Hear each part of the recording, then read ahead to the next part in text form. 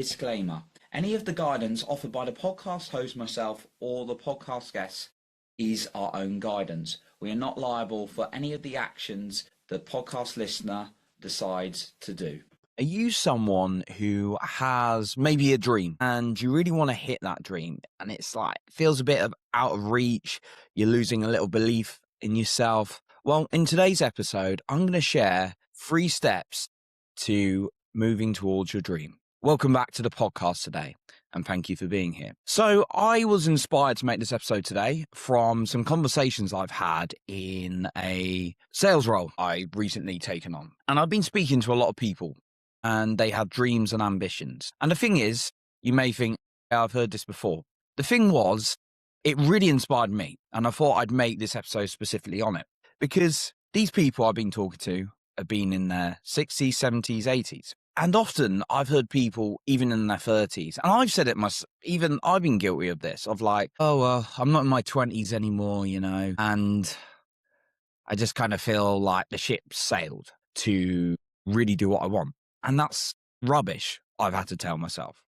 It's absolute bullshit to just call it out. And speaking to these individuals, they're like, I want to go here. I want to achieve this business. I want to find this relationship still. And they're just like so energetic excited. I want to travel here. I want to do this. And it just really inspired me, because the people I'm talking to are in a world where anything's possible. And we see people achieve results that they really want. And I know there's a lot of people who will bash your dreams and what you want to do out there as well.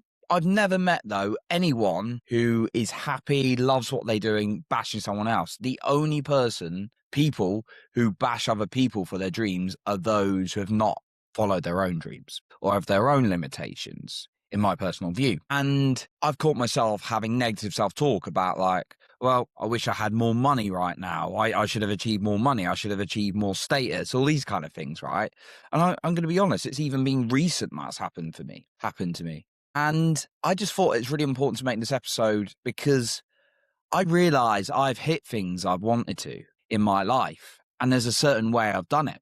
And sometimes I found that I've got bogged so down into like being busy. And by the way, people who say the word busy, I've made an intent to ban from my dictionary, because being busy, like everyone's always busy, like whoever you are on the planet. You could be busy running a business, 2 businesses, running a family at the same time, or you could be busy just sitting on the sofa watching Netflix. It's all priorities in my personal view, and it's much more empowering when we do that. Now, I'm not saying it's going to be easy for one individual, not saying it's like the same for everyone. Some people are going to have a real challenging time prioritizing. Like if you've got multiple children, you're running a business, you've got all these other responsibilities, prioritizing your time is going to be very difficult, right?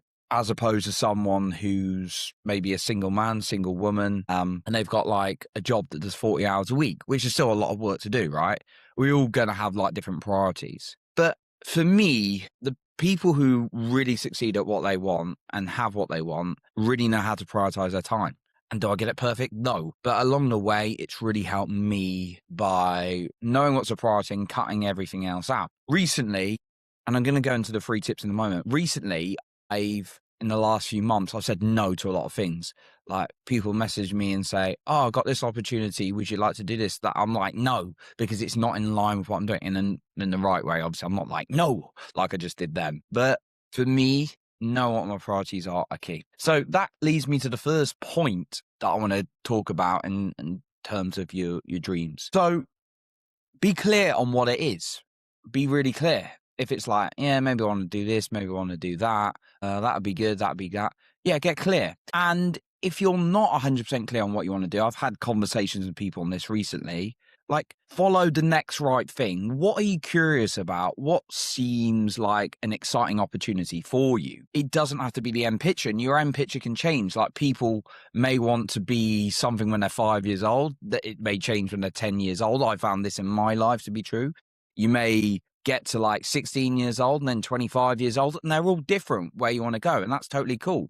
But having a direction is really, really clear. It's really, really key. And if that's not entirely clear on what it is as the next, as like the end picture, that's fine. Just what is the next thing you'd like to try?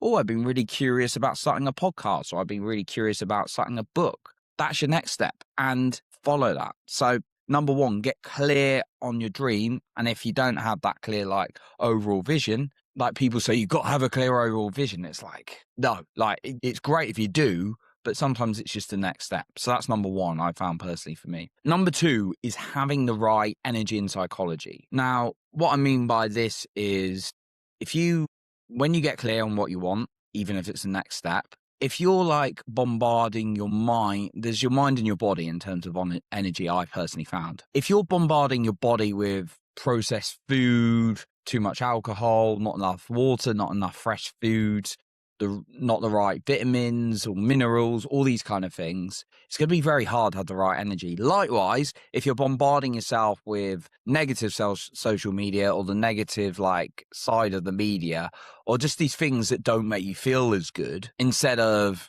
putting inspirational content, listening to music that makes you feel good, listening to people who make you feel good, then it's going to be really hard to have a high level of energy, I personally found. Making sure you have a high level of energy, because what I found is that's foundation. When I have the right energy, I start thinking in the right way, and then I start acting in the right way. And the other part to this is your psychology, the way you're thinking. Now, energy is foundation because it makes the way you think a lot easier or harder, depending how you do it.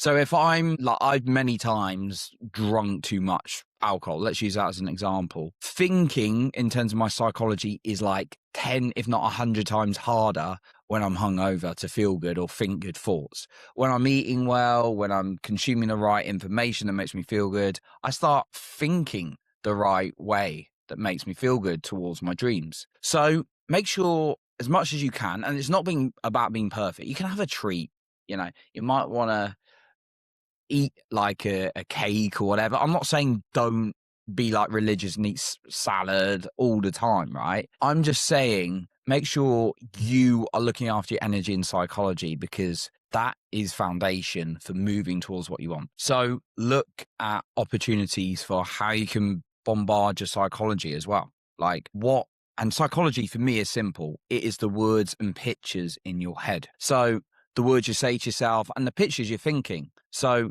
start saying some positive statements to yourself. Catch yourself every time you say negative ones and then reverse it.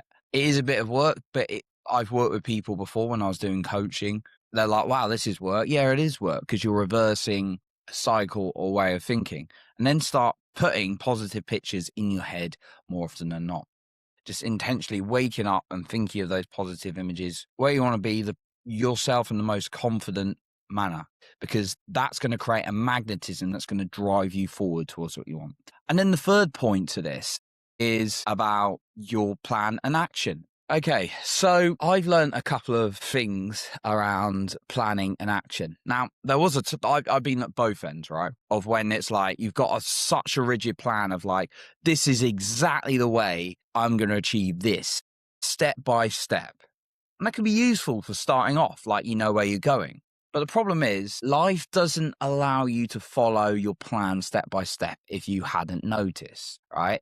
Things come in, people come into your life, circumstances change. So having a plan for direction so you know where you're starting, but allowing things to come in, I found that may shift your direction, and you may have to create a new plan. Another next step has been really useful, right? But likewise, don't be on the other side, rather. Don't be that person who's like, I'm going to manifest money. And then you take absolutely no action to start generating money. You're like, I'm just going to sit here and hope the money flows. That doesn't happen. There's people like the spiritual influencers who earn a lot of money. They actually do stuff. I'll use Gabby Bernstein as an example. People listen to her and go, I'm going to manifest. I love Gabby. I think she's awesome. People go like, I'm going to listen to her and like manifest stuff, but I'm not going to do a lot of work. I'm not going to focus on my business. And they're still broke, right? But look at Gabby. Like if you read any of her books, she's consistently taking action. Like to get a book out, she's planning it. She's got a team organized. She plans her events, but she also allows the universe to come in and support her, as she calls it. I like to call it a higher power. But getting that balance of you've got a plan, set yourself even the next step, but allowing things to come in is key. And then, of course, taking the action. You can make a plan, but if you're not going to do it, nothing's going to happen. It's like one of my heroes, Peter Sage, says, or actually worked for him, says, knowing and not doing is the same as not knowing. So if you know your plan and you don't do it, you don't really know it. So make sure you're actually taking action. And this is kind of like something I'll wrap up with as well, is if you've got like a big dream and it's like huge, you want to be a billionaire, you want like to be married to the woman of your dreams or the man of your dreams or the person of your dreams, and that seems so far away right now, it's awesome to hold the energy of having that. But what I like to do is, and this is how I move towards things, is just take the next step. What is the next step? Like, and what would excite me? What's within reach? So if you want to earn like £1 billion or dollars, great, fantastic. But you never earned more than 100,000 a year. Maybe the next step for you is to hit 10K a month. And that could excite you. And then you move on to the next one without getting too detailed on what all the steps are going to be. Maybe it's just 10K as your next one. Or maybe like the relationship one, you're married to the woman, man, person of your dreams. Maybe your next step is to go to a social event and interact with people. And that's it. Right. And then maybe after then it's meet someone and go on a date. I would say dating apps, but I'm not a fan of dating apps because I feel like they give out the wrong energy. Anyway, we won't go down that rabbit hole. So what is your obvious like next step as well? Really powerful one. So I'm going to sort of wrap this up because I'm conscious I've talked for a little bit. 3 steps to working through your dreams. Any age, people are starting their dreams. They're following it. Like whatever age you are, you're still here. You've still got opportunity on this planet. There's an abundance of opportunity on this planet. So here are the steps. Get very clear on it, right? And if you're not 100% sure what this overall great big dream should be, what just excites you is the next thing. Number 2, creating the right energy and psychology, paying attention to physically and mentally what you're consuming and maybe not that you need to start consuming. And then number 3, having a plan that's even just the next steps, but don't make it so rigid that you can't take a better opportunity, and then acting on it as well. And of course, the thing you could aim for is maybe just the next obvious step in your dream. It could just be a small thing that's going to excite you, but it's going to push you a little bit. So that's what I wanted to share with you today. Thank you so much for listening. I appreciate you for being here. And remember to lead with your heart and not with fear.